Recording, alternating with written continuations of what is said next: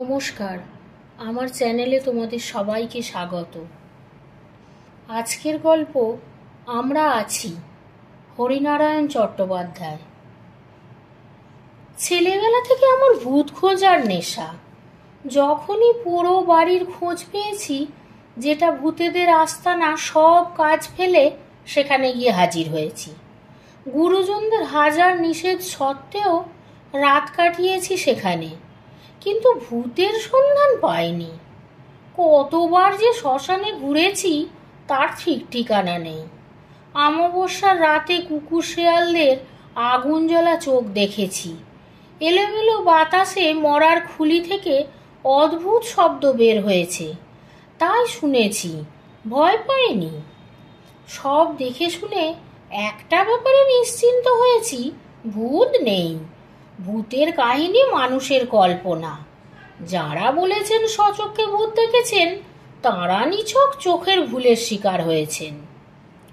সভা সমিতিতে বন্ধু বান্ধবদের আসরে সরবে ঘোষণা করেছি, যে যাই বলুক ভূত টুত নেই, প্ল্যানচেট একটা নিছক ধাপ্পাবাজি।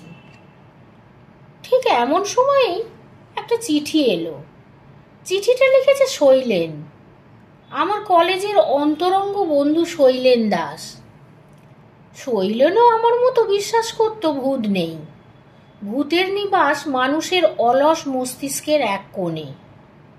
চিঠিটা খুব ছোট, মাত্র লাইন দুয়েকের।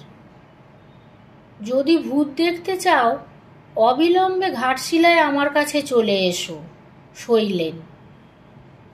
শৈলেনের সঙ্গে কলেজ ছাড়ার পর আর বিশেষ দেখা হয়নি। অন্য বন্ধুদের কাছে শুনেছিলাম সে আমলকি আর হর্তুকির ব্যবসা করে। ঝাড়গ্রাম না ঘাটশিলা কোথায় একটা রয়েছে। চিঠি পড়ে বুঝলাম শৈলেন ঘাটশিলায় রয়েছে। হয়তো ভূত টুত সব বাজে কথা, আমাকে তার কাছে নিয়ে যাওয়ার জন্য ভূতের অবতারণা করেছে। জানে এমন করে লিখলে আমি না গিয়ে পারবো না। কলেজে অধ্যাপনার কাজ, বছরের মধ্যে ছুটিই বেশি। পুজো পার্বণ, গরমের ছুটি তো আছেই। এছাড়া অন্যান্য উপলক্ষে কলেজ প্রায়ই বন্ধ থাকে। ঠিক করলাম দিন সাতেকের ছুটি নিয়ে ঘাটশিলায় চলে যাব। পুজো কেটে গেছে, বাতাসে শীতের মিশেল। এ সময় ঘাটশিলার জল বাতাস ভালো, কড়া শীত পড়েনি। ভূতের সন্ধান না পাই স্বাস্থ্যটা ফিরিয়ে আনতে পারবো। যে কথা সেই কাজ। সুটকেস আর বিছানা নিয়ে হাওড়া স্টেশনে গিয়ে হাজির হলাম। ট্রেন ছাড়ার দেরি ছিল। কামরার এক কোণে মালপত্র রেখে একটা পত্রিকা কিনে বেঞ্চের ওপর বসলাম। একটা গল্পের লাইন দুয়েক পড়েছি, হঠাৎ পরিচিত কণ্ঠে চমকে উঠলাম। আরে কি খবর? মুখ তুলে অবাক হলাম। সামনে দাঁড়িয়ে শৈলেন, বগলে খবরের কাগজ, হাতে রঙিল ব্যাগ। খবর আর কি, ভূত দেখাবার জন্য তুই তো নেমন্তন্ন করেছিলি। ভূতের উল্লেখে শৈলেনের মুখটা ম্লান হয়ে গেল, দু চোখে আতঙ্কের ছায়া। সে চুপচাপ দাঁড়িয়ে রইল।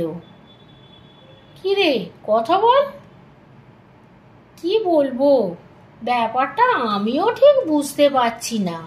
তোর কথা মনে হলো, তাই তোকে চিঠি লিখলাম। ভালোই করেছিস। ভূত যদি না পাই, তোর ঘাড়ে চেপে 7টা দিন তো খেয়ে আসি। শৈলেন বলল, চল, এবার ট্রেন ছাড়বার সময় হয়েছে। তুই কোন কামরায় উঠেছিস? আঙুল দিয়ে কামরাটা দেখিয়ে দিলাম। দুজনে উঠে পাশাপাশি বসলাম। ট্রেন ছাড়তে আমি জিজ্ঞেস করলাম, কি ব্যাপার বলতো? তুই তো 7 জন্মে ভূত বিশ্বাস করতিস না, ঠিক আমার মতন। কি দেখলি? স্পষ্ট দেখলাম শৈলেনের কপালে বিন্দু বিন্দু ঘাম জমে উঠল, গালের পেশিগুলো কেঁপে উঠল থরথরিয়ে। সে মৃদু কণ্ঠে বলল, হঠাৎ বাতি বন্ধ হয়ে গেল, এক তিল হাওয়া নেই। দরজা জানলাগুলো নিজেদের ইচ্ছা মতো খুলছে আর বন্ধ হচ্ছে। পাশের ঘরে খুটখাট শব্দ। গিয়ে দেখি কেউ কোথাও নেই। এক ব্যাপার, যারাই ভূতের উপদ্রবের কথা বলেছে তারা সবাই ঠিক একই কাহিনী শুনিয়েছে। এই হঠাৎ বাতি নিভে যাওয়া, আচমকা জানলা দরজা খুলে যাওয়া, এইসব। সেসব ঘরে রাতের পর রাত কাটিয়েছি, কিছুই দেখতে পাইনি। পাশের ঘরে খুটখাট শব্দ ইঁদুরের জন্য। বেড়াল আমদানি করতেই সে শব্দ থেমে গেছে। লাইনের গোলমালের জন্য বাতি হঠাৎ ফিউজ হয়ে গেছে। তাই হাসতে হাসতে বললাম, এসব ব্যাপারে তুইও ভয় পেয়ে গেলি শৈলেন? এর মধ্যে ভূত এলো কোথা থেকে?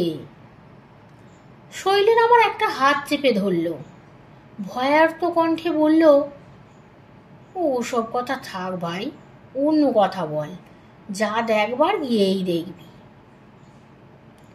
কাজেই অন্য কথা পারলাম, শৈলেনের ব্যবসার কথা। তারপর তোর ব্যবসা কেমন চলছে বল। শৈলেন বলল, প্রথম প্রথম তো বেশ ভালোই চলছিল। আমলকি আর হর্তুকি কোনোটাই কিনতে হতো না, ট্রাক নিয়ে জঙ্গলে গিয়ে স্রেফ পেরে নেওয়া, তারপর সেই ট্রাক বড় বাজারে নিয়ে আসা। ইদানিং মুশকিল হয়েছে। কি মুশকিল? যারা সব জঙ্গল ইজারা নিচ্ছে তারা জঙ্গলে ঢুকতে দিচ্ছে না। আমলকি হরিতকি চালান তারাই দিচ্ছে। কিনতে গেলে এমন দর হাঁকাচ্ছে যে আমার পোষায় না। তাহলে কি করবি? ভাবছি অন্য ব্যবসা ধরবো। কি ব্যবসা? ঠিক করিনি। তুই চল, দুজনে বসে ঠিক করা যাবে। তবে ঘাটশিলায় আর নয়। কেন? না ভাই, ঘাটশিলায় আর থাকবো না, থাকতেই পারবো না, অন্য কোথাও যেতে হবে। তারপর আর বিশেষ কথা হলো না। দুজনে দুখানা পত্রিকা নিয়ে ব্যস্ত হয়ে পড়লাম। খেয়াল হলো খড়গপুর স্টেশন আসতে। শৈলেন বলল, তুই বস, আমি খাবারের চেষ্টা করে আসি। শৈলেন নেমে যেতে কামরার চারিদিকে নজর দিলাম। ভিড়ে আমার চিরকালেরই ভয়। এই ভিড়ের ভয়ে বাইরে বের হওয়া প্রায় ছেড়েই দিয়েছি। ঘাটশিলা চলেছি তাই প্রথম শ্রেণীতে। কিন্তু প্রথম শ্রেণী একেবারে খালি নয়, 4 জনের জায়গায় 6 জন বসেছি। সকলের টিকিট আছে কিনা কে জানে, আজকাল তো টিকিট না করাই রেওয়াজ হয়ে দাঁড়িয়েছে। বাইরে দৃষ্টি দিলাম। খড়গপুর স্টেশন বদলায়নি। খড়গপুরে এসেছিলাম বছর 5 আগে। খড়গপুরে ঠিক নয়, খড়গপুরে নেমে দীঘা গিয়েছিলাম বাসে। স্বাস্থ্যের কারণে নয়, ভূতের সন্ধানে। কে একজন খবর দিয়েছিল সমুদ্রের ধারে এক পরিত্যক্ত বাড়িতে ভূত থাকে। সন্ধ্যার অন্ধকার নামলেই নানা রঙের আলোর রেখা বাড়ির মধ্যে নাচতে থাকে। বাইরের সমুদ্রের গর্জন সেই সময় নিস্তব্ধ হয়ে যায়। সেই সব আলোর রেখা যার দেখবার দুর্ভাগ্য হয় তার মাথার গোলমাল হয়। খবর সংগ্রহ করে জেনেছিলাম কে একটা লোক সম্পত্তির লোভে কাকে যেন গলা টিপে ওই বাড়িতে দম বন্ধ করে মেরে ফেলেছে। সেই লোকটিও আর ফিরতে পারেনি। যতবার বেরোতে গেছে রঙিন আলোর রেখা তার পথ আটকে ধরেছে। শুধু আলোর রেখাই নয়, সঙ্গে করুণ একটা আর্তনাদ। লোকটির মস্তিষ্ক বিকৃত হয়েছিল। অজ্ঞান অবস্থায় অন্য লোকেরা তাকে বাইরে নিয়ে এসেছিল। জ্ঞান হলে তার কথাবার্তা শুনে রাঁচির হাসপাতালে পাঠিয়ে দেয়। সেখানে কিছুদিন পর লোকটির মৃত্যু হয়েছিল। সন্দেহ নেই, খুব জমজমাট গল্প। আমি গিয়ে 7 দিন ছিলাম। রঙিন আলো দূরের কথা, কোনো আলোই দেখতে পাইনি। শুধু ভাঙা ছাদের মধ্য দিয়ে সমুদ্রের ঝোড়ো হাওয়া হু হু শব্দে বইত। সেই হাওয়ায় জরাজীর্ণ বাড়ির পলেস্তারা ঝুপঝুপ করে খসে পড়ত। দীঘার ভূতের ব্যাপারে নিমগ্ন ছিলাম। খেয়াল হলো ট্রেন নড়ে উঠতেই। তাই তো, ট্রেন ছেড়ে দিল, অথচ শৈলেন কোথায়? শৈলেন না উঠতে পারলেই মুশকিল। এই প্রথম মনে পড়ল শৈলেনের চিঠিতে তার বাসার কোনো ঠিকানা ছিল না। অবশ্য তাতে খুব অসুবিধা হতো না। ঘাটশিলা এমন কিছু বড় জায়গা নয়, সেখানে বাঙালিও কম নেই। তাদের কাছে শৈলেন দাসের আস্তানা পাওয়া দুরূহ হতো না। একটু পরেই শৈলেন এসে দাঁড়ালো। কি রে, ট্রেন ছেড়ে দিয়েছে, কোথায় ছিলি? একেবারে গরম ভাজিয়ে আনতে একটু দেরি হয়ে গেল, ছুটতে ছুটতে হাতল ধরেছি, নে খা। শৈলেন প্রচুর গরম লুচি এনেছে, লুচি আর তরকারি। খাওয়ার পর ভরপেটে বেশ একটু ঢুলুনি এলো। যখন চোখ খুললাম তখন ট্রেন ঘাটশিলা স্টেশনে ঢুকছে। বেশ লম্বা ঘুমিয়েছি। চোখ চেয়ে দেখলাম পাশে শৈলেন নেই। বগলে বিছানা, হাতে সুটকেস ঝুলিয়ে তৈরি হয়ে নিলাম। একটু এগোতেই দেখলাম শৈলেন দরজার কাছে দাঁড়িয়ে আছে। স্টেশনে নামা গেল। বেশ কনকনে বাতাস বইছে, পাহাড়ি ঠান্ডা। স্টেশনের বাইরে আসার পর শৈলেন বলল, তুই এখানে দাঁড়া, আমি একটা সাইকেল রিক্সা ডেকে নিয়ে আসি। এখান থেকে বেশ দূর, রঙ্কিনী দেবীর মন্দিরের কাছে আমার ডেরা। শৈলেন সিঁড়ি দিয়ে বাইরে নেমে গেল। আবছা অন্ধকার, তার মধ্যে দিয়ে দেখলাম প্রচুর সাইকেল রিক্সা গাদাগাদি করে দাঁড়িয়ে আছে। গোটা তিনেক ট্যাক্সিও রয়েছে। 10 মিনিট, 15 মিনিট, 20 মিনিট কাটল, শৈলেনের আর দেখা নেই। আশ্চর্য, সাইকেল রিক্সা ডাকতে এত দেরি কেন হবে? আধ ঘন্টা কাটাবার পর বিরক্ত হয়ে মালপত্র নিয়ে বাইরে এসে দাঁড়ালাম। বাইরে তখনও গোটা 6 সাইকেল রিক্সা দাঁড়িয়ে আছে। একজনকে জিজ্ঞাসা করলাম, রঙ্গিনী দেবীর মন্দির চেনো? হ্যাঁ হুজুর, বাইঠিয়ে। সাইকেল রিক্সা চালক হাত থেকে বাক্স বিছানা নিয়ে পাদানিতে রাখলো, দরদস্তুরও করতে দিল না। উঠে বসলাম। শৈলেনের অদ্ভুত আচরণের কোনো অর্থ খুঁজে পেলাম না। এ ধরনের রসিকতা অভদ্রজনোচিত। দেখা হলে সেটা বলে দেব।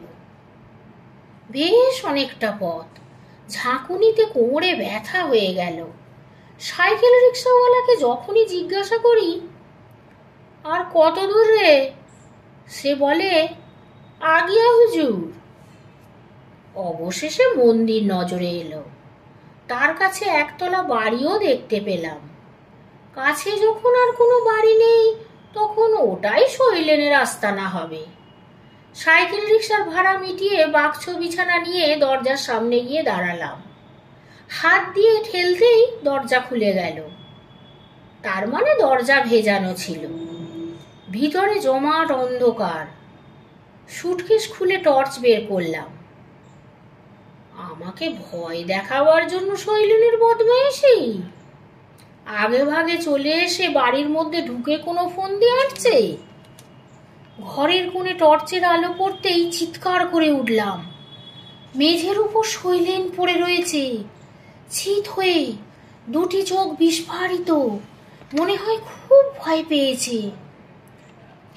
2 গজ বেয়ে রক্তের স্রোত গড়িয়ে পড়ছে। তার দেহে যে প্রাণ নেই এটা বোঝবার জন্য কাছে যাওয়ার দরকার হলো না। মনে হলো কেউ গলা টিপে তাকে হত্যা করেছে। তখনও টর্চের আলো শৈলেনের দেহের উপর। তার শরীর ঘুরে গেল, কে যেন ঘুরিয়ে দিল দেহটাকে। চোখ দুটো আরো বিস্ফারিত, গালের মাংসপেশিগুলো তীর তীর করে কাঁপছে। আর দাঁড়িয়ে থাকার সাহস হলো না। তীর বেগে রাস্তার উপর এসে পড়লাম। ঠিক সেই সময় রাস্তা দিয়ে একটা মোটর ছুটছিল। আর একটু হলে মোটরের তলায় পড়তাম। চালক ক্ষিপ্র হস্তে মোটর থামিয়ে জিজ্ঞাসা করলে, এ কি পাগলের মতো ছুটছেন কেন? চাপা পড়তেন যে। জ্ঞান শূন্য হয়ে কেন ছুটছিলাম চালককে বললাম। ভদ্রলোক বাঙালি। গলায় স্টেথোস্কোপ দেখে মনে হলো ডাক্তার। ডাক্তার সব শুনে বলল, কি বলছেন আপনি? শৈলেনবাবু তো আজ দিন 10 হলো মারা গেছেন। রহস্যজনকভাবে মৃত্যু। গলা টিপে কারা মেরে ফেলে রেখে গেছে। চোর ডাকাত? ডাক্তার মাথা নাড়ল। না না, পয়সা করে সব ঠিক ছিল, জিনিসপত্র একটুও এদিক ওদিক হয়নি।